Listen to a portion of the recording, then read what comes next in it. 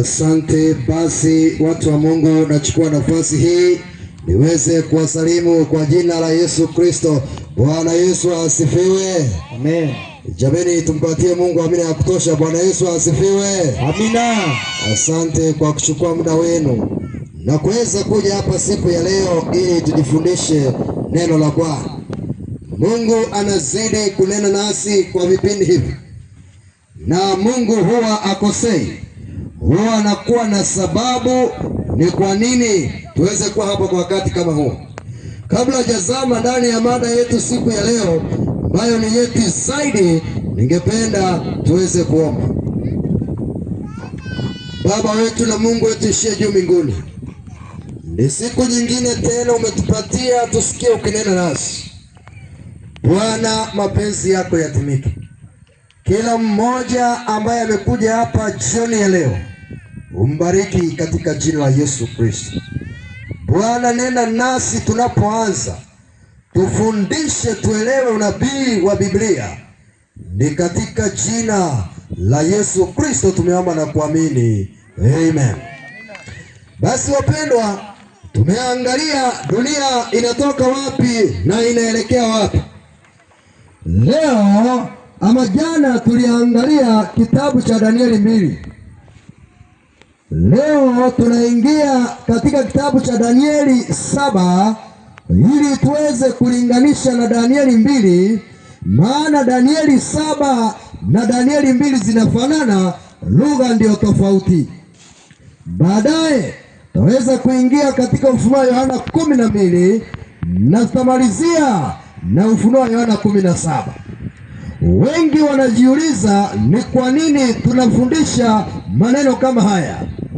Ni kwa sababu lazima ukweli ujulikane na ufanye uamuzi. Aidha huwe kwa Yesu Kristo akupe uzima wa milele, ama uwe kwa shetani uwe na mauti ya milele. Uzuri wa Injili ni kwamba haulazimishwi, ni wewe mwenyewe kukubali ama kukataa. Mungu halazimishi. Nitazidi kukukumbusha ya kwamba tunamhubiri Yesu Kristo ambaye ndiye aliyetuumba na aliyeumba dunia hii. Na huyu Yesu ndiye alikuja akafa msalabani kwa ajili ya ondoleo la dhambi zetu. Na huyu Yesu yeye ndiye kuhani mkuu, anatuombea kwa Baba wetu aliye mbinguni. Na huyu Yesu tunayemhubiri ndiye atakaye kuja hivi upesi. Wapendwa, nataka ujue ya kwamba Yesu yeye ni simba wa Yuda. Yesu akinguruma yote yanatulia. Lakini pia huyu Yesu ni mwana kondoo mtulivu na mnyenyekevu, na ndio maana alikubali kuchukua dhambi zetu. Jameni, Bwana Yesu asifiwe. Leo sasa, hizi ni zile mada mara nyingi hauzipati kule kwingine, lakini kwa uwezo wa Roho Mtakatifu tunafunua moja baada ya nyingine. Tunaweza kuangalia Danieli 2 na tukaona kulikuwa na mfalme anaitwa Nebukadneza. Nebukadneza aliota ndoto lakini akasahau. Leo tunaangalia mwingine alikuwa anaitwa Danieli. Danieli aliota ndoto lakini hakusahau. Hiyo ndio tofauti ya hizi ndoto. Mmoja aliota akasahau, lakini mwingine aliota akakumbuka na akaandika. Kwa hivyo leo tunachunguza na kufananisha Danieli 2 na Danieli 7. Vile nilikwisha kuambia, maneno ya Bwana hatutayapata katika magazeti na majarida, lakini maneno ya Bwana tutayapata katika kitabu cha Bwana ambacho ni Biblia takatifu. Na hivyo nakualika msomaji wangu twende katika kitabu cha Danieli 7, na ili tuisome taratibu ndipo tuweze kutoa maana yake.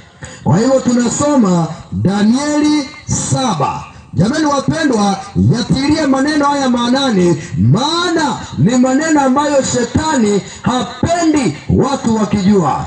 Danieli 7:1 inasemaje msomaji? Katika mwaka wa kwanza wa Belshaza mfalme wa Babeli, Danieli aliona ndoto na maono ya kichwa chake kitandani mwake. Kwa hiyo wapendwa, tuliposoma Danieli 2, kulikuwa na mfalme alikuwa anaitwa Nebukadneza. Huyu Nebukadneza ni yule aliyekuja kwenda msituni akaenda kukula kama mnyama. Mwisho wa kwisha, Nebukadneza ufalme wake uliisha, akaja mwingine aliyekuwa anaitwa Belshaza, wake ukaisha. Sasa huyu Belshaza katika mwaka wake wa kwanza ndipo Danieli aliona ndoto. Isikilize vizuri. Na Danieli alipoona ndoto hakuwaita waganga. Biblia inasemaje? Basi akaiandika ndoto, akatoa habari ya jumla ya maneno hayo. Danieli aliona ndoto na akaamuka akaandika. Ndoto yenyewe ni gani msomaji? Danieli akanena akasema, naliona katika maono yangu wakati wa usiku, na tazama hizo pepo 4 za mbinguni zilivuma kwa nguvu juu ya bahari kubwa. Kwa hivyo Danieli anaona ndoto na anaiandika, na anasema kile nilichoota ni hiki: kulikuwa na upepo na ulikuwa unavuma juu ya bahari kubwa. Kwa hivyo anza kusikiza ndoto. Najua mmezoea ndoto, niliota babu yangu akinikimbiza. Na wewe uko na kibarua kama unakimbizwa na babu yako wewe, na unahitaji maombi sana. Babu yako alishakufa, natoka wapi ya kukimbiza? Hizo ndoto mbaya hizo zishindwe katika jina la Yesu. Danieli yeye anasema, sasa mimi nililala na niliota na niliona pepo zinavuma juu ya bahari. Hiyo ni lugha ya unabii na utaielewa sasa hivi. Wakati upepo ulivuma, Biblia inaendelea inasemaje msomaji? Ndipo wanyama wakubwa 4 wakatoka baharini, wote wa namna mbalimbali. Kumbe katika ile ndoto ya Danieli aliona wanyama wakubwa 4. Wanyama hao wakubwa walikuwa wa namna mbalimbali. Leo naomba tuelewe hili jamani.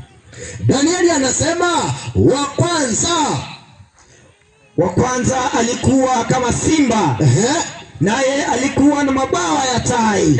Na tazama, hata mabawa yake yakafutuka manyoya. Hii ni ndoto ya kipekee. Danieli anaona mnyama kama, na neno kama linapotumika, hili ni neno la kufananisha. Kwa hivyo yule mnyama hakuwa simba, lakini ukimwangalia anafanana kama simba. Danieli anatoa habari zaidi, anasema ya kwamba naye mnyama huyu alikuwa na mabawa ya tai. Hebu niwaulize wapendwa wa Kambicha, wapendwa wa Kambicha, yenda ikawa haujaonana na simba uso kwa uso, lakini umeona simba kwa picha. Swali, je, simba ana mabawa? Jamani watu wa Kambicha, tuko pamoja? Simba ana mabawa? Lakini Biblia inasema huyu ambaye Danieli mtumishi wa Mungu aliona alikuwa na mabawa kama ya tai. Danieli alipoangalia hata yale manyoya hata mabawa yake yakafutuka manyoya. Huyo ndiye mnyama wa kwanza. Kwa hivyo katika ndoto ile Danieli anaona mnyama ambaye anakaa kama simba, na nitakwambia ni nini maana ya unabii huu. Danieli anaendelea kutoa maelezo zaidi kuhusu mnyama wa kwanza. Anasema akainuliwa katika nchi, akasimamishwa juu kwa miguu miwili kama mwanadamu, naye akapewa moyo wa kibinadamu. Sasa swali la pili, wapendwa wa Kambicha, simba ana miguu mingapi? Lakini simba huyu ambaye Danieli anaonyeshwa ni simba ambaye anakanyaga, anainuliwa na miguu miwili, ana mabawa kama ya tai, na anaambiwa ale nyama tele. Mimi najua maneno haya hautahubiriwa hivi rahisi, lakini kwa uwezo wa Mungu yamekuja huku Kambicha, na utaelewa maana yake na utabarikiwa katika jina la Yesu. Amina. Nyama wa kwanza, kama simba. Sio simba, kama simba. Hii ina maana gani kweli? Uzuri wa Biblia huwa inajifunua. Msomaji, Biblia inasema Danieli aliona wanyama wangapi? 4. Wa kwanza kama nini? Alikuwa kama simba. Twende Biblia ituambie mnyama wa pili alikuwa ni kama nini? Danieli tuko 7, kama ndio unaingia, na karibu sana. Danieli 7 inaendelea, inasema, natazama mnyama mwingine wa pili kama dubu. Mnyama wa pili alikuwa kama dubu, yaani sio dubu, lakini anafanana na dubu, ndio maana unasikia kama dubu. Twende kazi.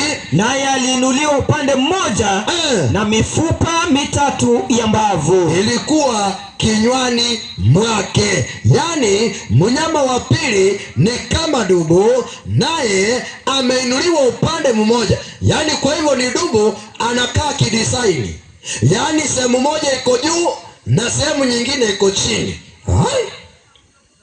Alafu kinywani ana nini? Alikuwa na mifupa mitatu. Alafu endelea, inasema nini? Wakamwambia mnyama huyo, inuka ule nyama tele. Nyama tele. Napenda watu wa Kambicha, kama tuko pamoja. Bwana Yesu asifiwe. Msishtuke, sio mimi kuandika Biblia, na iliandikwa, na kila kitu kikiandikwa kina sababu. Asa angalia, Biblia inasema mnyama wa pili ndio huyo kama dubu, na huyo ameinuliwa upande mmoja na ana mifupa mitatu. Hii ina maana gani? Asante, tusonge chini. Yesu sikie mnyama wa tatu, ndipo tuendelee kufafanua maana yake. Danieli 7, Biblia inasemaje? Kisha nikatazama na kumbe mnyama mwingine kama chui. Mnyama wa tatu alikuwa chui ama kama chui? Kama chui. Naye juu ya mgongo wake alikuwa na mabawa. Alikuwa na mabawa 4 kama ya ndege.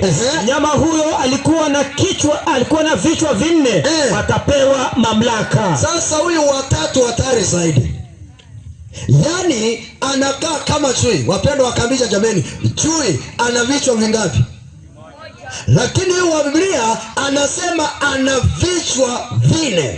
Kikawaida chui hana mabawa, lakini huyu wa Danieli ana mabawa 8, na huyu anapewa mamlaka. Hiyo tutaelewa maana yake, bado tunasoma ili tujue hiyo ndoto, ndio tuingie kwa tafsiri. Mimi mwalimu mzuri, niliambiwa narudia wasisahau. Msomaji wangu. Naam mwalimu wangu. Wanyama ni wangapi? Wanyama ni 4. Kufikia sasa wa kwanza ni kama nini? Ni kama simba. Na wa pili ni kama nini? Ni kama dubu. Na wa tatu ni kama nini? Wa tatu ni kama chui. Lakini chui ana vichwa vingapi? Ana vichwa 4 mwalimu wangu. Mabawa ni mangapi? Mabawa ni 4 mwalimu wangu.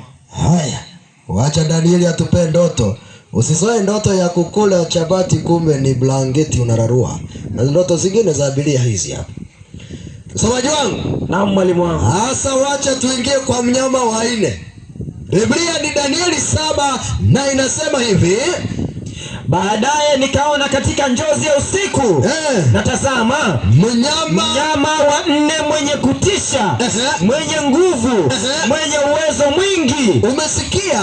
Mnyama wa 4 alikuwa ni mwenye kutisha, mwenye nguvu, mwenye uwezo mwingi. Ndio Biblia inasema. Mimi sitaki kuwatisha, lakini nawapatia tumaini. Subiri uone vile unabii mzuri. Huyu mnyama alikuwa ni mwenye kutisha, mwenye nguvu nyingi. Na huyu mnyama, Biblia inaendelea inasema hivi, msomaji wangu, na inasema namna gani? Naye alikuwa na meno ya chuma. Unasikia? Meno yake ni ya chuma na ni makubwa sana. Naye alikuwa na meno ya chuma makubwa sana. Alikula na kuvunja vipande na kukanyaga mabaki kwa miguu yake. Na umbo lake lilikuwa mbali kabisa na wale wa kwanza. Naye alikuwa na pembe 10. Hatari sana. Jamani wapendwa, kamicha kama tuko pamoja, Bwana Yesu asifiwe. Kumbe mko mnafuatilia, mbarikiwe sana. Sikiliza. Mnyama wa nne huyu mwenye nguvu wa kutisha alikuwa na umbo tofauti. Huyu hatuwezi kumuita chui. Huyu hatuwezi kumuita simba. Huyu hatuwezi kumuita dubu. Cha kushangaza ni kwamba ana pembe, lakini zile pembe zake ni 10. Meno ni ya chuma. Danieli aliota kweli? Msomaji wangu, na mwalimu wangu, uzuri wa Biblia inajieleza yenyewe. Lakini kabla tuanze kufafanua na kuelewa, wacha tumalizane na huyu mnyama wa nne. Kwenda chini na neno nasema, nikazingatia sana pembe zake. Nikaziangalia sana pembe zake. Na tazama, pembe nyingine ilizuka kati yao, nayo ilikuwa ndogo. Umesikia? Huyu mnyama wa nne alikuwa na pembe 10. Danieli akiangalia vizuri, tena ikatokea pembe nyingine ndogo, na hiyo pembe ndogo ni tofauti kabisa na zile za kwanza 10.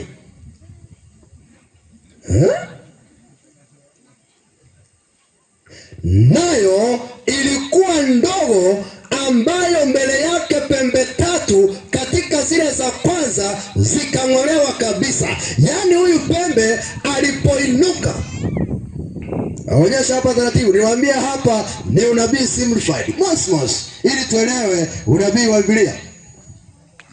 Mwalimu wangu, naam mwalimu wangu, Danieli anasema huyu mnyama alikuwa na pembe ngapi? Alikuwa na pembe 10 mwalimu. 1, 2, 3, 4, 5, 6, 7. Lakini Biblia imesema kulikuwa na pembe mdogo, alipoinuka akang'oa pembe 3. Ndio maana unaona ni 7 na unaongeza hii 1. Ndio mwalimu wangu. Hiyo tajua maana yake, na muone vile unabii ni mwepesi. Ya kwanza aling'oa, ya pili na ya 3 ziling'oka, ndio maana hii ikakuja. Ndio maana ukiona hizi ni 7, hizi ni 3 ni 10, lakini hii ilipopanda lazima hizi 3 zikang'oka ndio ikabaki. Nyama wa nne huyo. Sasa habari za ile pembe mdogo. Natazama katika pembe hiyo mlikuwa na macho kama macho natazama katika pembe hiyo mlikuwa na macho kama macho ya mwanadamu, na kinywa kilichokuwa kikinena maneno makuu. Sasa kumbe huyu pembe aliyesuka kwa huyu mnyama wa nne alikuwa na kinywa, na hiki kinywa sio kizuri, kinanena makufuru. Na pembe hii iko na macho. Mimi najua mmefuga hata ng'ombe. Ushaona pembe iko na macho wewe mtu akambisha? Maana pembe iko na macho. Lakini Biblia, Danieli anasema, hii ni Biblia, hata kama uko na Kigiriama soma taratibu utaona. Biblia inasema alikuwa na macho. Yaani pembe ana macho na mdomo. Hapo takuja baadaye. Sasa wacha tuweze kusimplify haya maneno. Hiyo ni ndoto, na maana yake ni gani? Leo Mungu atatujalia ili tuweze kuelewa. Lakini ili tuweze kuelewa ndoto hii, tunauliza swali, hawa wanyama Danieli aliona wanasimamia nini? Maana Danieli anasema aliona wanyama wakubwa 4. 1, 2, 3, 4. Wanyama 4 hao wanamaanisha nini? Wanamaanisha nini? Sasa sikiliza vile vile najieleza. Sikiliza vile vile najieleza. Mwalimu wangu. Naam mwalimu wangu. Danieli alisema katika ndoto ile aliona, yani ni kwamba upepo ulivuma juu ya bahari. Ni kweli ndio maana akaona wanyama wakubwa 4. Ni nini maana ya upepo? Na ni nini maana ya bahari? Na hawa wanyama kwa unabii wanamaanisha nini?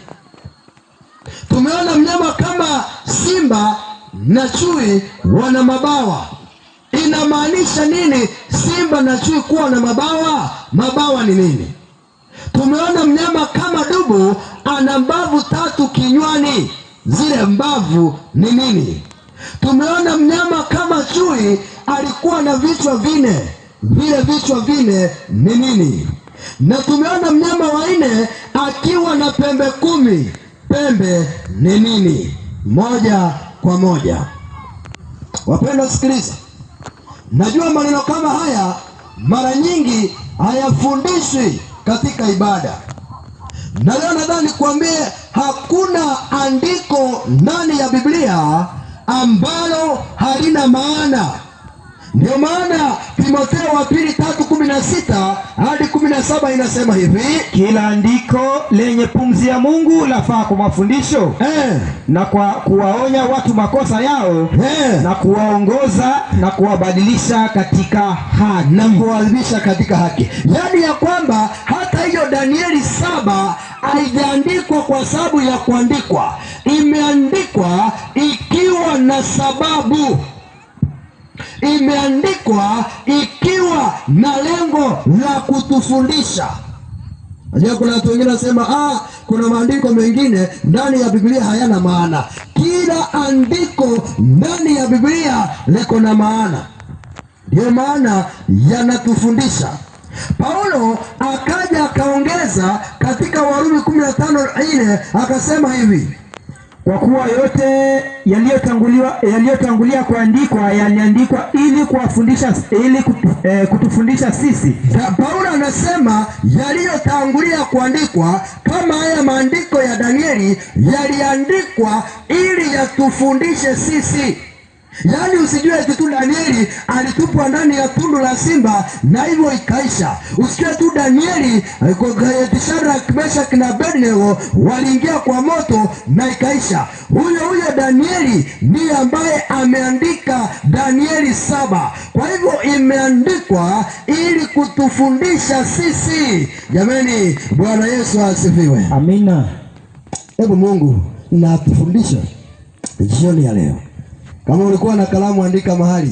Hii ni ndoto thabiti. Wanyama ni nini? Ukisikia Danieli anasema niliona wanyama, wanyama ni nini? Wanyama ni nini? Danieli 7:17 inatupatia jibu. Biblia huwa inajifunua yenyewe. Wanyama ni nini? Yaani ni kama kusema wanyama is equal to what? Yes, msomaji. Danieli 7:17 inasema wanyama hao wakubwa walio 4 ni falme 4 watakaotokea duniani. Ni wafalme 4 watakaotokea duniani. Kwa hivyo wapendwa, ni hivi, ukisikia wanyama ni wafalme, mnyama ni ufalme. Kwa hivyo ukisikia Danieli anasema aliona wanyama, Danieli anamaanisha aliona falme za dunia. Kwa hivyo wapendwa, Danieli anazungumzia habari za falme, na ndio maana jana tuliona vile falme zinaanguka ili ufalme wa Yesu uweze kusimama. Kama umeanza kunielewa, Bwana Yesu asifiwe. Amina. Mnyama ni nini? Ni falme. Sawa. Kwa hivyo Danieli aliona falme kuu 4. Ndio maana pia Danieli 7:18 inathibitisha hivi. Anasema lakini watakatifu wake aliye juu watakapopokea ufalme na kumiliki huo ufalme milele, naam hata milele na milele. Kwa hivyo mnyama ni sawa na ufalme. Danieli anaposema aliona habari za wanyama, Danieli anamaanisha aliona habari za falme. Danieli 7:23, tupige msumari tumalizane na maneno ya wanyama. Nasema akanena hivi, huyo mnyama wa 4. Jamani achia pale. Ningejua Kigiriama hii ningesoma kwa Kigiriama. Inene viso. Yani ya kwamba akanena hivi. Msomaji wangu. Na mwalimu unajua Kigiriama. Akanena hivi, akiamba vivi, huyo mnyama, iye mnyama wa 4 ni ufalme wa 4. Ni ufalume wa 4. Kumbe tafsiri ni ile tu na change tone. Hata mimi kumbe najua Kigiriama ni tone tu ni change. Akanena hivi, huyo mnyama wa 4 atakuwa ni ufalme wa 4. Jamani, Bwana Yesu asifiwe. Amina. Yani kwamba rahisi, jamani wapendwa, mnyama wa 4 ni sawa na ufalme wa 4. Hiyo hata mtoto wa nasari si anaelewa. Kwa hivyo mnyama ni nini? Ni ufalme. Ikiwa mnyama wa 4 ni ufalme wa 4, mnyama wa kwanza atakuwa ni nini? Mbarikiwe mpaka mshangae. Amina. Basi wapendwa, watu wanawashtua eti wanyama. Hapana, unabii unajifunua ya kwamba wanyama ni wafalme. Kwa hivyo Danieli anaonyeshwa habari za falme na vile zitapita, ili ufalme wa Yesu uje na utawale milele na milele. Amina. Nyama ni ufalme. Sasa bahari ni nini? Nikaenda kuhubiri sehemu za Nandi, nikakutana na mchungaji mmoja akasema, ngoja muone wanyama watatokea bahari. Na nikamuuliza, huko Nandi hakuna hata bahari, au wanyama mtawaona lini? Huko ni milima tu. Sasa atatokea lini? Kumbe hakuelewa maana ya Biblia. Bahari ni nini? Usingoje, nyinyi mko karibu na bahari, msingoje kuona wanyama wakitoka baharini. Sikiliza, ufalme ni nini? Maana ya ufalme kutoka bahari. Bahari ina maana yake na Biblia inafunua. Ufunuo 17:15, msomaji haraka upesi. Kisha akaniambia, yale maji uliyoyaona hapo aketipo yule kahaba ni jamaa na makutano na mataifa na lugha. Kwa hivyo bahari inafananishwa na mahali pana watu wengi na makabila, makutano, mataifa. Watu wakikuwa wengi wanafananishwa na bahari. Kwa hivyo Danieli anaposema mnyama kutoka kwa bahari, inamaanisha ni ufalme ambao ulitokea mahali kulikuwa na watu wengi. Kama umeanza kuelewa, Bwana Yesu asifiwe. Ushaona? Kwa hivyo falme zilitokea mahali kulikuwa na watu wengi. Ndio maana ya mnyama kutoka baharini. Watu wengi. Sasa kama vile tulisema, mnyama wa kwanza kama simba alikuwa na mabawa. Mabawa ni nini? Maana hata sasa hivi ukienda uangalie simba hana mabawa. Kwa hivyo inamaanisha, ina maana yake ni nini? Mabawa inamaanisha nini? Biblia yenyewe itatuambia. Habakuki 1:6-8, Biblia inasema, kwa maana angalieni naondokesha Wakalidayo, taifa lile kali, lenye haraka kupita kiasi, wapitao katikati ya dunia, ili wayamiliki makao yasiyo yao. Hao nao ni watu wa kutisha sana, wa kuogofya sana. Hukumu yao na ukuu wao hutoka katika nafsi zao wenyewe. Farasi zao ni wepesi kuliko chui, ni wakali kuliko mbwa mwitu wa jioni. Na wapanda farasi wao hujipata. Naam, wapanda farasi wao watoka mbali sana, huruka kama tai, wafanya haraka afanyaye haraka ale. Kwa hivyo sikiliza wapendwa, Habakuki anatuambia habari za mabawa yanasaidia kwa haraka. Ndio maana tai anaruka akitumia mabawa. Hivyo ina maana ya kwamba tai ana haraka zaidi kwa sababu ya mabawa. Hivyo basi, ukisikia ya kwamba simba alikuwa na mabawa, ni ufalme ambao ulikuwa na kasi ya juu, ufalme uliokuwa na haraka zaidi. Hiyo ndio maana ya mabawa. Mnyama ni ufalme, kutoka kwa bahari ni kwa watu wengi. Akiwa na mabawa ni ufalme wenye uko na mbio zaidi. Kama unanielewa, Bwana Yesu asifiwe. Unabii simplified. Sasa swali, ni ufalme upi uliokuwa wa kwanza?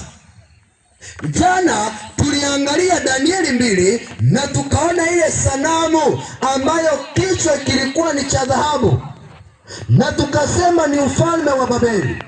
Basi katika Danieli 7 ndiye huyo mnyama wa kwanza wa simba ndiye anafananishwa na Babeli, na ndio maana Mungu anatumia principle inaitwa enlargement.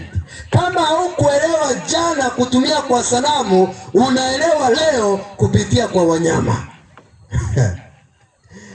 Kwa hiyo ufalme wa kwanza kutawala dunia yote, ufalme wa Babeli. Je, hii inaweza kuthibitishwa? Ndiyo, Biblia itajifunua yenyewe. Mwanzo 10 mstari wa 8 hadi 10, msomaji. Kushi akamzaa Nimrod. Akaanza kuwa hodari katika nchi. Alikuwa hodari kuwinda wanyama mbele za Bwana, kwa hiyo watu hunena kama Nimrod, hodari kwa kuwinda wanyama mbele za Bwana. Sasa tuliza pale 10 inasema mwanzo wa ufalme wake ulikuwa wapi? Babeli, na Ereku na Akadi na Kane katika nchi ya Shinari. Kwa hivyo Nimrod alikuwa katika ufalme wa Babeli. Kwa hivyo Biblia inathibitisha ya kwamba ufalme wa Babeli ndio ulikuwa kwanza kutawala, na huyu Nimrod ndiye alikuwa anatajika zaidi. Acha niwaambie habari fupi ya Nimrod. Nimrod alipokufa aliacha mke, na yule mke alipoachwa akafanya mambo zake, akawa na mimba. Watu wakamuuliza, umetoa wapi mimba? Na mzee alikufa. Akasema, nyinyi hamjui, mzee alipokufa alienda kwa jua, na kwa hivyo kupitia kwa uwezo wa jua nimekuwa na mimba. Tangu hiyo siku watu wa Babeli wakaanza kuabudu jua. Hiyo ni muhtasari, habari kamili kesho. Mwanzo 11 inatuweka wazi ya kwamba kulikuwa na Babeli, na ndio maana kama umesoma Mwanzo 11 watu walijenga mnara ili wafikie Mungu mbinguni, na ndio maana ule mnara unaitwa mnara wa nini? Babeli. Na Babeli ina maana ya machafuko, maana Mungu alichanganya ndimi zao ili wasielewane. Hiyo ni muhtasari. Kumbuka habari kamili za Babeli, dunia ya machafuko, ni juma lijalo. Sasa sikiliza. Kwa hiyo ufalme wa kwanza ni ule ufalme wa Babeli. Mimi mwalimu mzuri nikuonyeshe. Jana tulisema ufalme mmoja ukianguka mwingine unakuja. Je, ufalme wa Babeli uliangukaje? Ufalme wa Babeli uliangukaje? Msomaji, Danieli 5:1 hapo pesi tu kwa muda. Belshaza mfalme alifanyia wakuu wake 1000 karamu kubwa, akanywa divai mbele ya 1000 hao. Unasikia, Belshaza alikuwa ni mfalme wa Babeli, na Belshaza aliingia baada ya Nebukadneza. Kwa hivyo Belshaza ni kama mtoto wa Nebukadneza. Belshaza alipokunywa akakunywa divai. Na leo unajua ninatoa onyo kali hapa ya kuwasaidia watu. Belshaza alipokuwa akionja divai, sio hata kukunywa. Alipokuwa akifanya nini msomaji? Alipokuwa akionja divai. Kumbe ndio maana unaona hata mtu akionja divai anatoa hata nguo, anaanza kutembea uchi. Wewe heshimu divai na uiogope. Alipoanza kuionja ile divai, aliamuru vilete vyombo vya dhahabu na fedha ambavyo baba yake Nebukadneza alivitoa katika hekalu lililokuwa hapo Yerusalemu. Ili nini msomaji? ili kwamba mfalme na wakuu wake na wake zake na masuria wakae wapate kuvinywea. Sasa wakavileta vile vyombo vya dhahabu, wakakaa, wakaanza kunywa divai. Pombe ni mbaya, pombe ni mbaya. Na leo tatoa onyo kwa wale wanatumia na wale wenye wanawatengenezea pombe. Wakanywa divai, wakaisifu miungu ya dhahabu. Kumbe mtu akunywa vizuri anaweza kusifu chochote, na ya fedha na ya shaba na ya chuma na ya miti na ya mawe.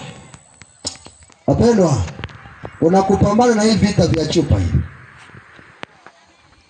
Hivi ndio vilifanya pombe, hii divai ndio ilifanya Babeli wakapoteza ufalme. Pombe inaua, hii inaua,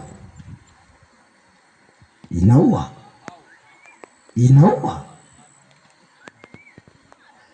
Wanasayansi wanasema ya kwamba kwa kukuangalia kwa macho watajua tu umekunywa pombe kiasi gani, kwa sababu huwa inaziba ile mishipa yenye inapeleka damu kwa macho. Hao ni wanasayansi. Wanasini wanasema ya kwamba mtu anayekunywa pombe kila siku akili yake inaendelea kupungua. Wewe usishangae niaje mtu mkubwa anaenda haja hapo, mkimwangalia akili nayo inaendelea kupungua.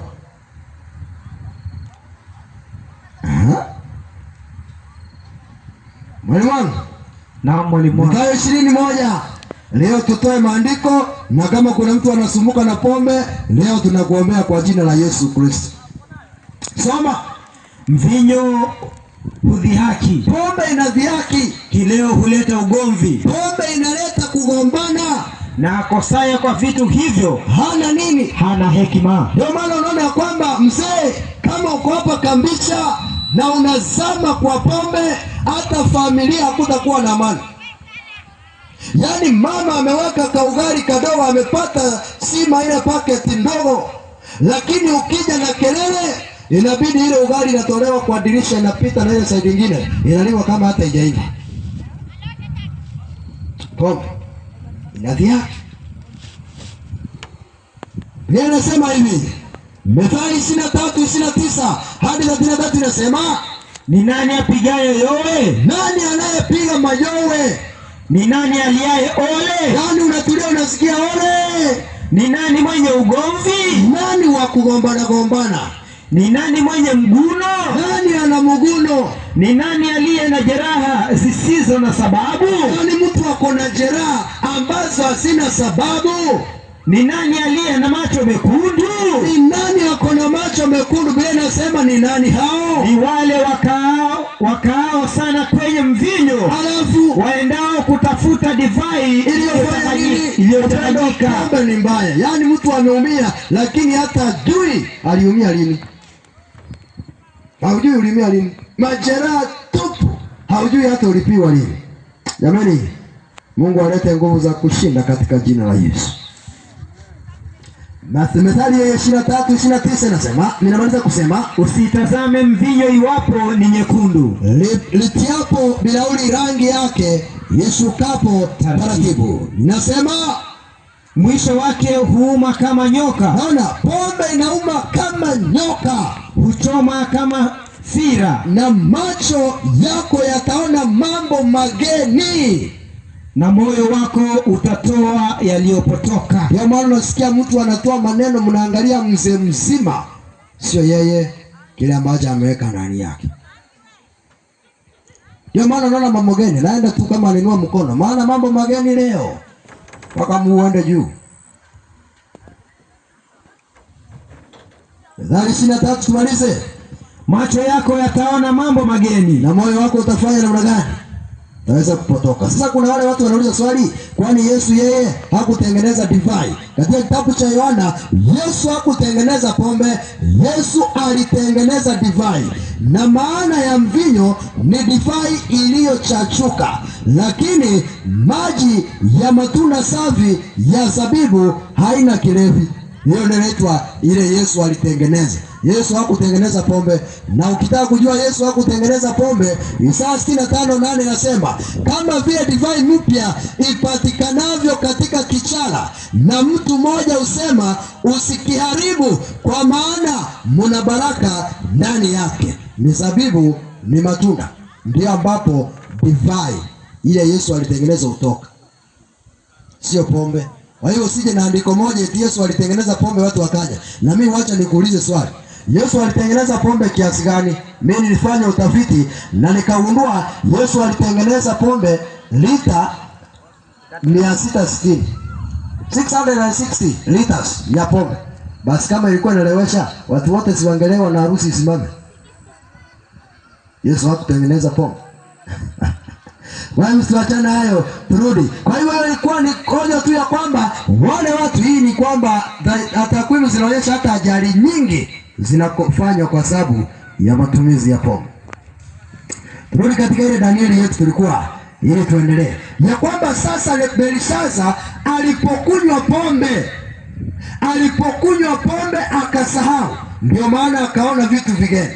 Na Biblia inasema saa hiyo msomaji, tuone hapo pesa. Sasa sinafiki saa hiyo vikatokea vidole vya mkono wa mwanadamu vikaandika katika chokaa ya ukuta wa nyumba ya enzi ya mfalme mahali palipokabili kinara.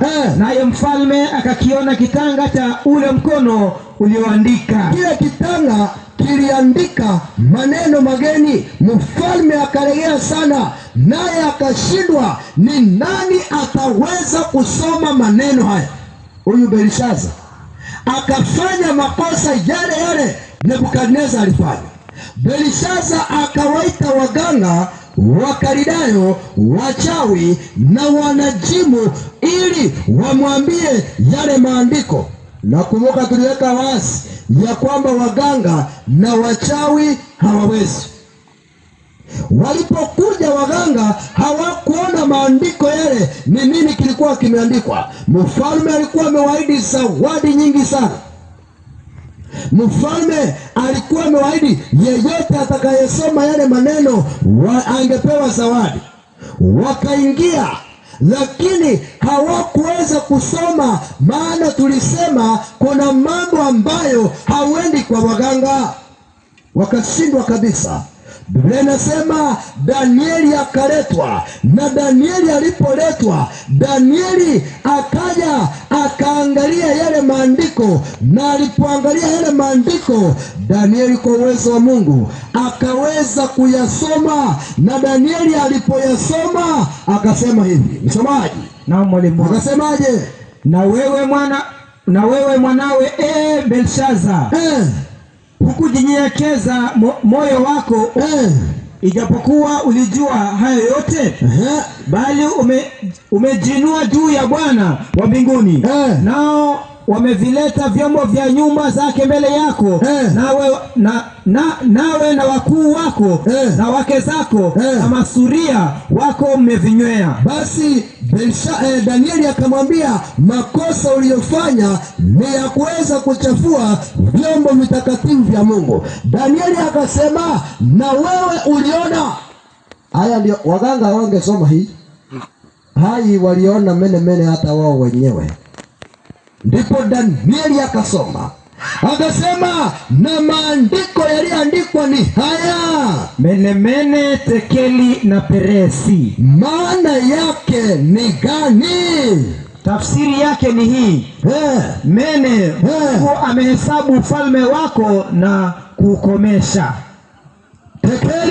Tekeli, umepimwa katika mizani, nawe umeonekana kuwa umepunguka. Peresi, ufalme wako umegawanyika, nao umepewa Wamedi na Waajemi. Basi wapendwa, Biblia inaweka wazi ya kwamba Babeli ilipoanguka walipewa Wamedi na wakapewa Waajemi. Kama unanielewa, Bwana Yesu asifiwe.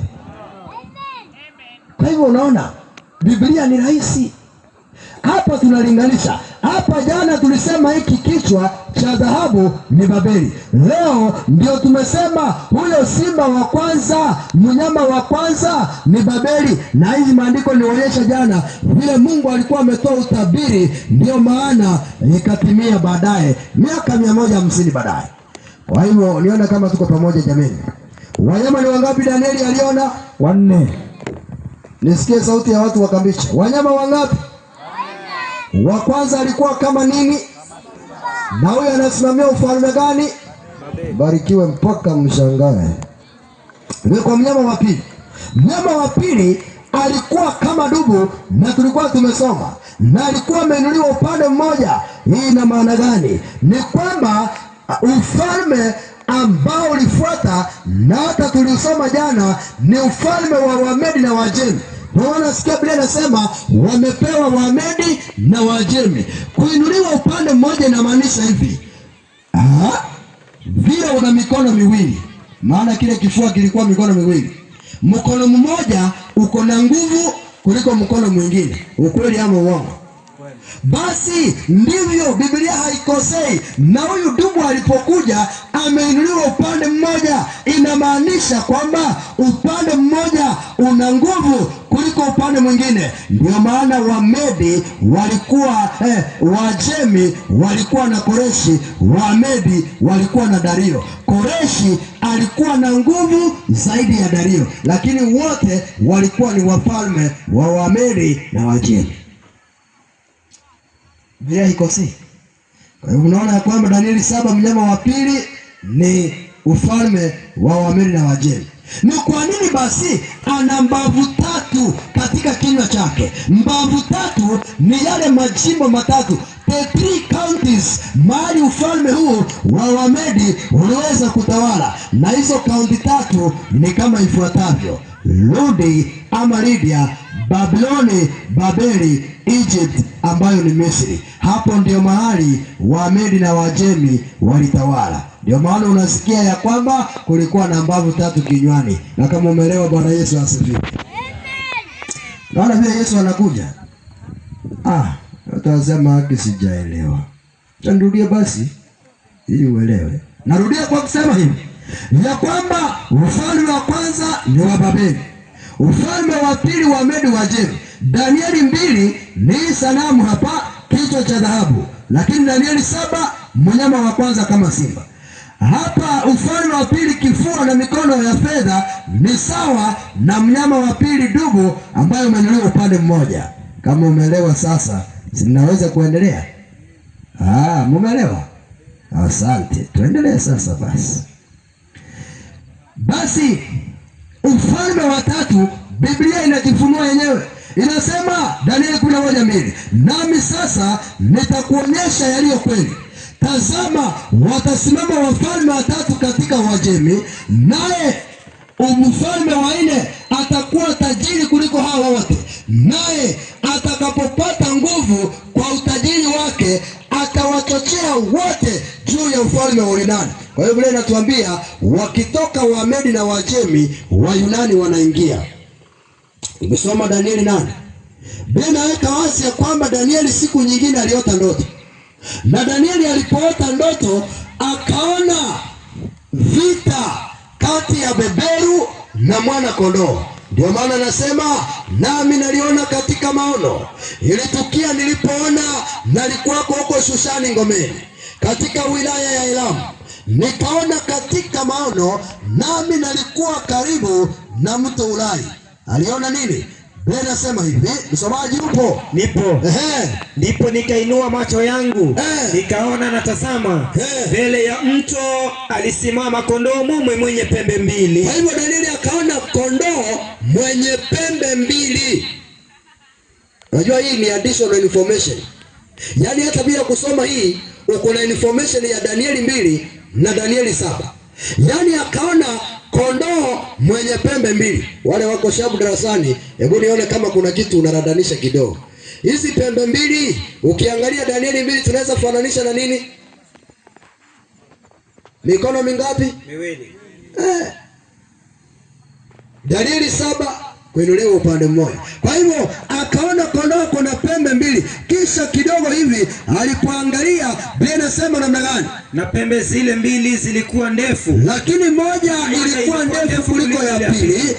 Ile iliyokuwa ndefu ilikuja mwisho baadaye. Kwa hivyo inamaanisha rahisi tu ni kwamba kwa hao wafalme wawili ambao nimewaonyesha, ufalme wa kwanza ulikuwa na nguvu kuliko mwingine, na ndio tumesema ni ufalme wa Wamedi na Waajemi.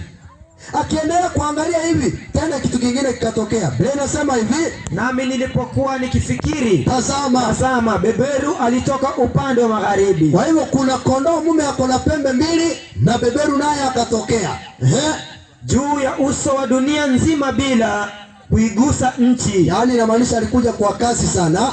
Na beberu yule alikuwa na pembe mashuhuri katikati ya macho yake. Sasa huyu beberu ndiye anakuja kupigana na yule mwanakondoo mwenye pembe mbili. Na kumbuka tumesema mnyama ni ufalme. Swali watu wakambicha, beberu ni mnyama si mnyama? Mnyama. Kwa hivyo huyu ni ufalme ambao unakuja kupigana na ule ufalme uliopo. Ndio maana Biblia inasema hivi, naye akamwendea huyo kondoo mume mwenye pembe mbili niliyemuona akisukuma karibu na mto, akamshambulia na kwa ghadhabu za nguvu zake. Kwa hivyo unaona beberu ndiye anapiga mwenye kondoo. Kwa hivyo mwana kondoo anapiwa na beberu, na anapompiga ina maana atamshinda, na kweli Biblia inasema kwamba alimshinda. Kwa hivyo ni ufalme gani uliokuja kupigana na Wamedi na Waajemi ili tuweke iwe rahisi? Angalia sasa, Biblia iseme yenyewe. Msomaji? Naam. Na yule beberu akajitukuza sana. Na alipokuwa na nguvu, pembe ile kubwa ikavunjika. Endelea. Na badala yake zikazuka pembe 4 mashuhuri zilizoelekea pepo 4 za mbinguni. Endelea kusoma Biblia. Yule kondoo mume uliyemwona mwenye pembe mbili hizo ndizo wafalme wa Medi na Waajemi. Kwa hivyo mpendo, angalia, Biblia inaweka wazi huyu beberu ni mfalme ama ni wafalme wa Wamedi na Waajemi. Hazitumia historia, Biblia peke yake. Kwa hivyo hawa ni wafalme wa Wamedi na Waajemi. Na yule beberu ni nini? Soma msomaji. Na yule beberu mwenye manyoya mengi ni mfalme wa Uyunani. Sasa mbona useme eti tunatumia historia nini? Biblia yenyewe, beberu ni mfalme wa Uyunani. Mwana kondoo ni mfalme wa Wamedi na Waajemi. Kwa hivyo niwaulize swali, ni nani walioondoa wengine uongozini? Ni Wayunani ama ni Wamedi na Waajemi? Wayunani. Mubarikiwe mpaka mshangae. Wayunani ndio walikuja nyuma wakapiga Wamedi Waajemi wakawashinda. Najua kuna mtu anashangaa. Mimi naposonga na unabii hivyo, ninakuwa na tumaini ya kwamba miaka inaendelea kupungua na Yesu anakaribia kuja. Amina. Unaona? Sasa huyu mfalme pembe hii alikuwa nani? Kuna jamaa alikuwa anaitwa Alexander the Great. Alexander mkuu ndiye aliyekuwa mfalme wa Uyunani, Greece. Alexander ndiye ambaye aliweza kupigana na Dario na Koreshi na akawashinda. Jamani, Bwana Yesu asifiwe. Unabii haukosei. Ndio maana unasikia watoto wengi walikuja kuitwa Alexander, maana Alexander alikuwa mfalme mkuu. Lakini Alexander alikuwa hata kijana wa miaka 30. Alexander akajitukuza. Nilisoma historia na nikaundua kwamba Alexander alifanya makosa moja. Alipiga pate after pate, akakunywa pombe ipatayo lita 20 kwa siku moja. Na hivyo ndio mwisho wa kwisha. Huo ni muhtasari, habari kamili baadaye. 20 liters alikunywa akakufa. Na hiyo ndio Yunani wakaanguka hivyo. Na sababu ya hizi falme kuanguka ni kwa sababu kuna ufalme lazima uje, na huo ufalme sio mwingine, ni ufalme wa Yesu Kristo. Ndio maana mnaona hizi falme zinapita zikia. Sasa Biblia inasema wakati ufalme huu ama yule peperu ule pembe moja ilipovunjika, zikazuka pembe nyingine 4. Sasa sikiliza, Alexander akiwa kitandani amelala, anaulizwa, we Alexander, ukienda ni nani atakuwa mfalme? Alexander akasema, mwenye nguvu mupishe. Alexander akasema ni fulani, hakusema ni jenerali fulani, akasema yule jenerali mwenye nguvu, huyo ndiye atachukua ufalme wa Yunani.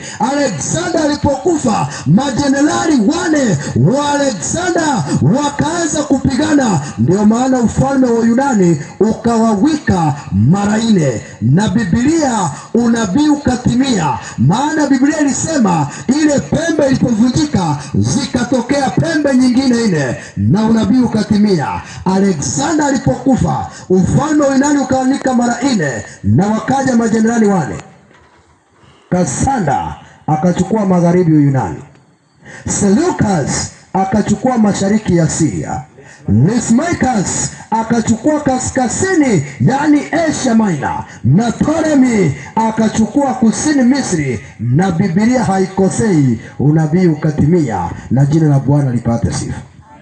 Ndio maana kuambia, hata ukisikia eti Yesu anakuja, ujue ni hakika, maana za dunia zinapita.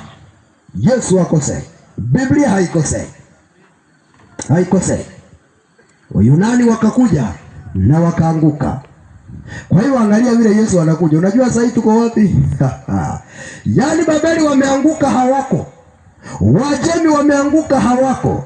Wayunani wameanguka, hawako. Hii namba 4 imeanguka. Ndio maana nakwambia tunaishi siku za mwisho, na hivi karibuni Yesu atakuja. Wale nikuonyesha ya 4 tuombe, halafu tutakuja kuendelea zaidi. Kwa hivyo tunapolinganisha Danieli 2 na Danieli 7 na 8, ni kwamba mnyama wa kwanza kichwa cha dhahabu, ufalme wa Babeli. Katika Danieli 8 hamna kitu. Ndio maana unaona X. Katika hii mikono, mnyama wa pili, Wamedi na Wajemi, mwana kondoo ana pembe 2. Tumbo na viuno vya shaba ni sawa na yule chui mwenye vichwa 4. Nimekumbuka hoja sikusema. Tulisema huyu chui ana vichwa vingapi? 4. Hivi vichwa 4 ndizo hizo falme 4 zilizokuja kutokea, ambazo nimetumia Danieli 8 kueleza. Hizo pembe 4 ni sawa na hivi vichwa 4, hao wafalme 4. Na hiyo sasa inanitia moyo zaidi, Biblia haikosei na haibatishi. Mwisho wa kwisha, baada ya hizi falme akaja mnyama wa 4 wa kutisha. Ajabu sana, huyu mnyama wa 4 wa kutisha alikuwa ni mnyama gani? Hiyo ni muhtasari leo tumefanya. Mnyama wa 4 ni Rumi ya kishenzi.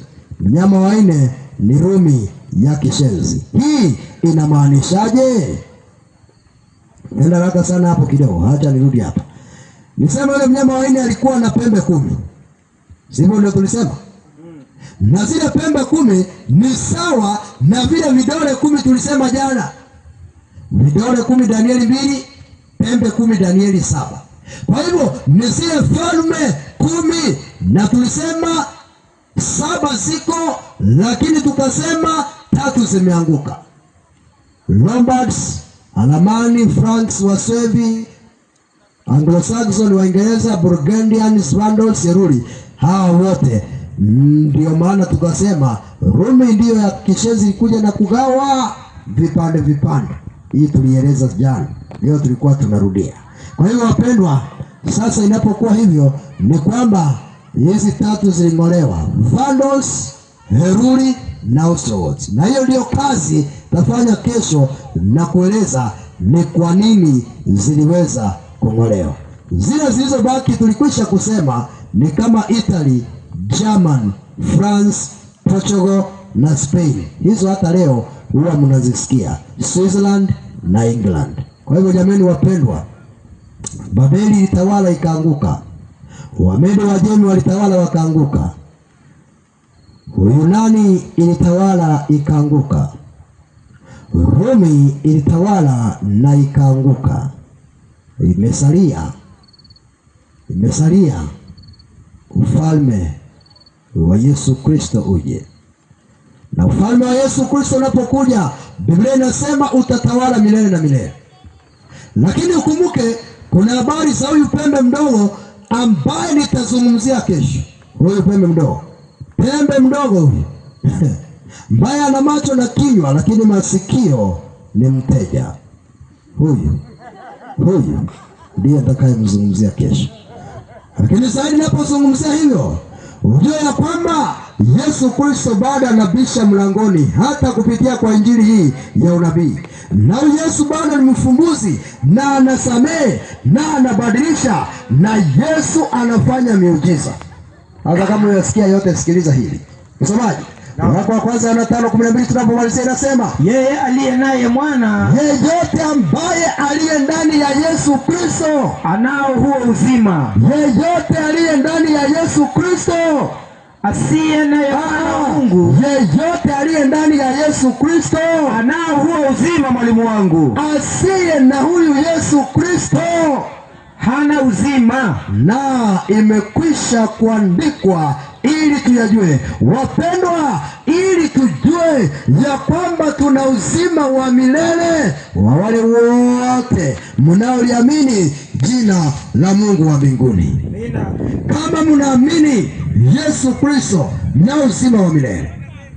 Na ningependa kama unaamini jina la Yesu, simama na miguu yako, ulete matatizo yako na mahitaji yako kwa Yesu tunapoomba jioni ya leo. Wapendwa, unapomkubali Yesu na kuwa ndani yake, unabii umetuonyesha vile Yesu atakuja mara ya pili. Na unaona vile falme zinapita, mwisho wa kwisha Yesu atakuja. Piga hatua, songa mbele ili tuweze kuomba pamoja jioni ya leo. Na unapomkubali hivyo, jina lako linaandikwa katika kitabu cha uzima wa milele. Njoo ujiunge na ufalme wa Yesu Kristo. Jamani wapendwa, Yesu alikwisha kufa kwa ajili yetu. Biblia inasema hata angelipatikana mtu mmoja, bado Yesu angelikufa. Hapo usijali kama mko wangapi, kama angelipatikana hata mmoja, bado Yesu angelikufa. Na leo nataka kutoa mwito wa kipekee kwa yeyote ambaye angependa kuchukua hatua zaidi na kusema kwamba jioni ya leo nataka niweke maisha yangu kwa Yesu. Wewe upige hatua zaidi ya wengine, usonge mbele. Yaani nasema mimi leo naamua kusarenda maisha yangu kwa Yesu kabisa, na mimi jina langu liandikwe katika kitabu cha uzima wa milele. Mungu awabariki sana. Mungu awabariki sana. Asante sana. Tuamini na tuombe. Baba wetu na Mungu wetu, tunashukuru kwa jioni ya leo. Maneno mazito ya unabii umetufunulia. Angalia vile falme za dunia zinapita. Babeli ilianguka, Wamedi Wajemi wakaanguka, Wayunani wakaanguka, Rumi ya Kishezi ikaanguka, hata pembe mdogo akaanguka. Na sasa Bwana, kilichobaki ni ufalme wako uje. Bwana, ukija mara ya pili, Bwana, tupate uzima wa milele. Wapendwa hawa wakambicha wabariki. Wanapoenda kusikiliza maneno haya ya wafai, wamekuja na mahitaji yao. Wengine Bwana ni wagonjwa, waponye katika jina la Yesu Kristo. Wengine wasumbua katika mambo ya familia zao, wengine hata ni chakula wanadai, wengine wanadai